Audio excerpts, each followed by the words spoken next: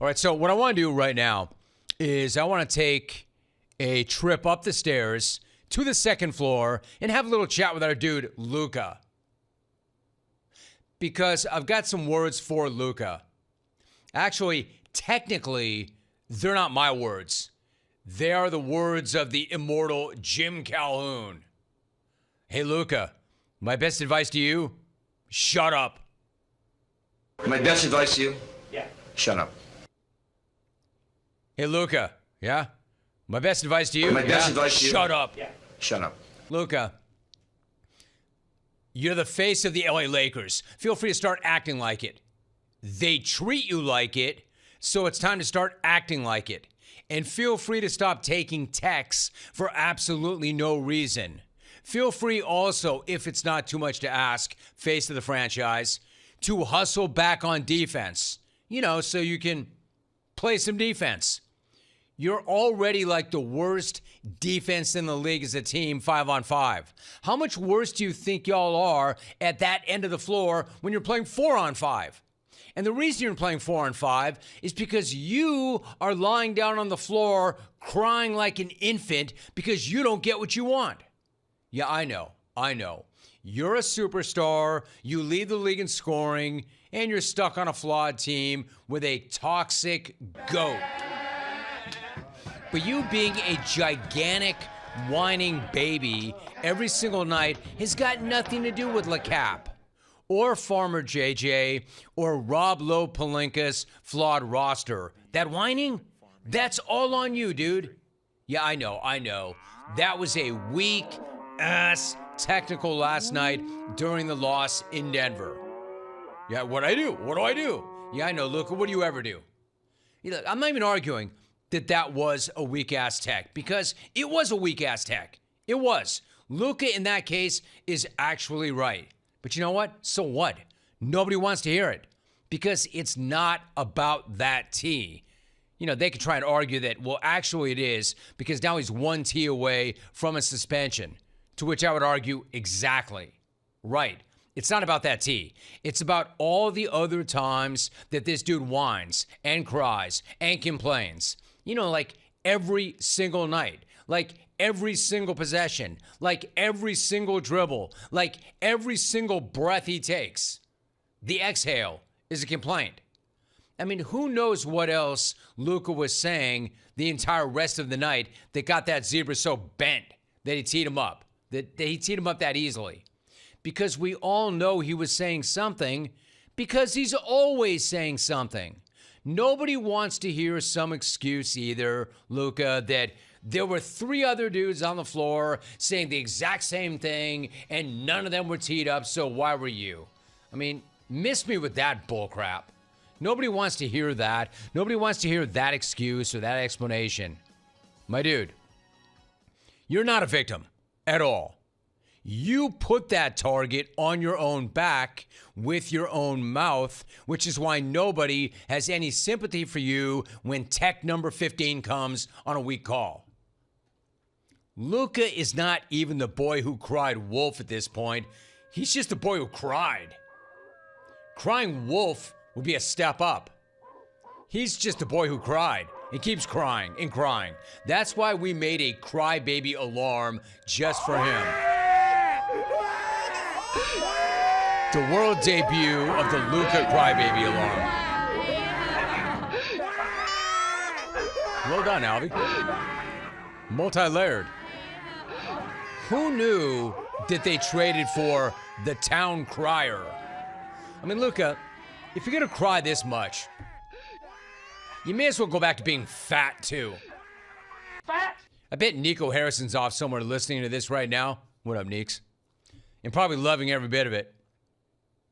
Neeks is like, yo, Rome, how you like me now? About the same as before, Nico, but okay. Anyway, I'm not saying that Nico was right. I'm not saying that Nico made a good trade and that Luka is some toxic crybaby. Well, he's a crybaby. But I think I speak for everybody on earth when I say this. We are all freaking tired of the complaining and the bitching and the moaning. So once again, my best advice for you, Luka, shut up. My best advice to you? Yeah. Shut up. and ball and play and run back up the floor. I know it's not the most polite advice, but it is the best advice. Less whining equals talent takeover, bro. Less thinking equals talent takeover. Less crying, more defense, bro. Less thinking Hurts me to equals do talent this takeover. because I've got nothing against Michael Finley, but let me drag him into this for a minute. He probably should have taken Jim Calhoun's advice too, rather than finally trying to explain the entire infamous Luka beer snatch. Because he did. It's all come around to that. Because this explanation, and this is new, this explanation is not exactly the aha moment that Finley clearly thinks it is. This went down on 105.3 The Fan yesterday. I come out of the locker room and our social media department is frozen. I'm like, what's going on, guys? What's wrong? They said, we want to take a picture of Luka and his dad. I said, well, take the picture. What are you guys are great at it. Take the picture.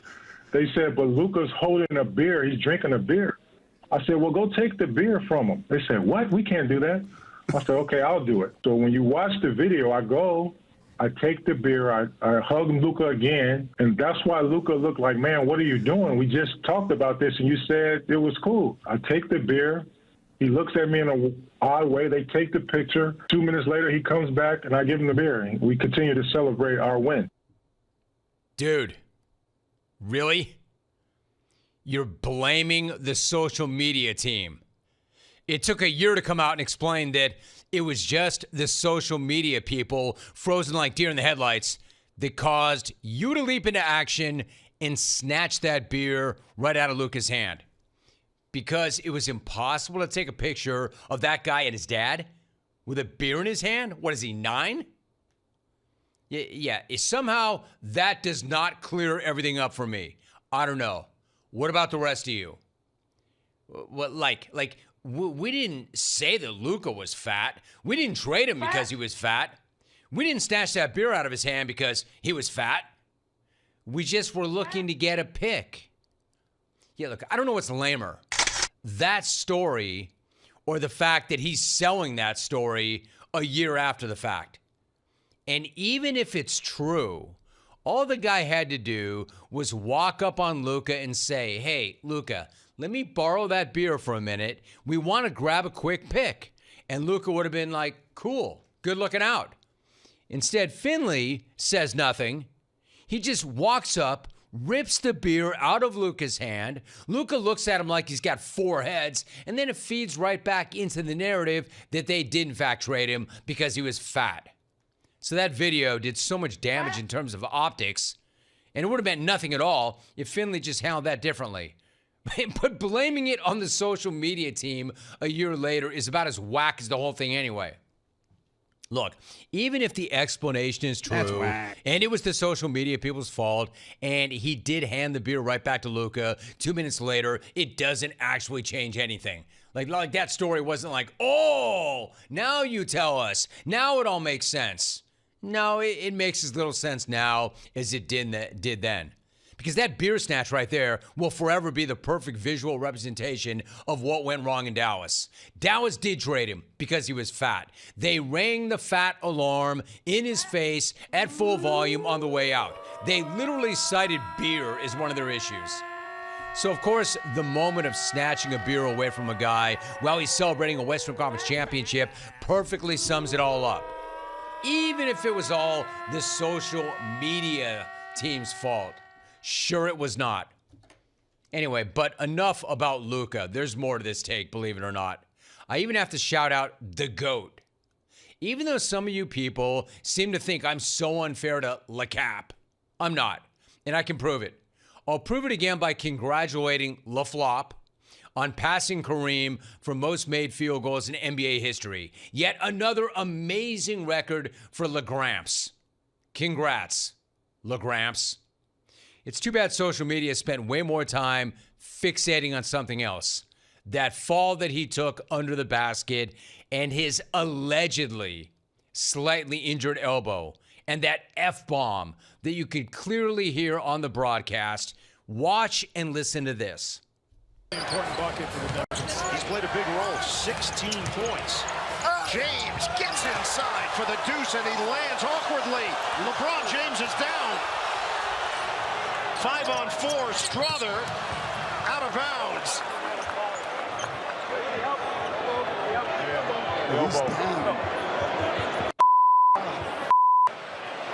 Those are F-bombs that got beeped out. So for those of you listening on the radio and not watching our stream, he's on the ground rolling and writhing in pain, allegedly, and dropping F-bombs. So another F-bomb on F-bomb week here in the jungle. Thank you for participating, LeCap. I mean, it did look pretty painful, right? At least to some people. But to others, it looked like classic LeCapping. Like this hilarious dude at Famous Loss 32 on IG calling it right out. Listen to this guy's take. I done watched this play 10 times, and I still don't know where he got hurt to the point that caused this reaction. I think he faking, bro. I just called it. I called it. He reached for one arm and then reached for the other arm, so he just grabbed both of them. He didn't know which one to play it off with, so he grabbed both of them. Look at him.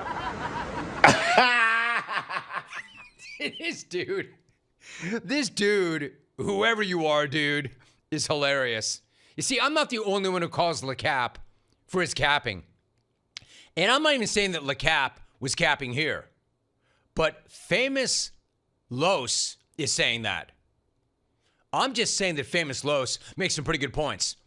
And Famous Los, or Los, laughing at his own observation in this post, to me, is famous hilarious. Like, he was so pleased with himself at the very end. He's like, look at this dude, man. He goes, I said it. He's faking it.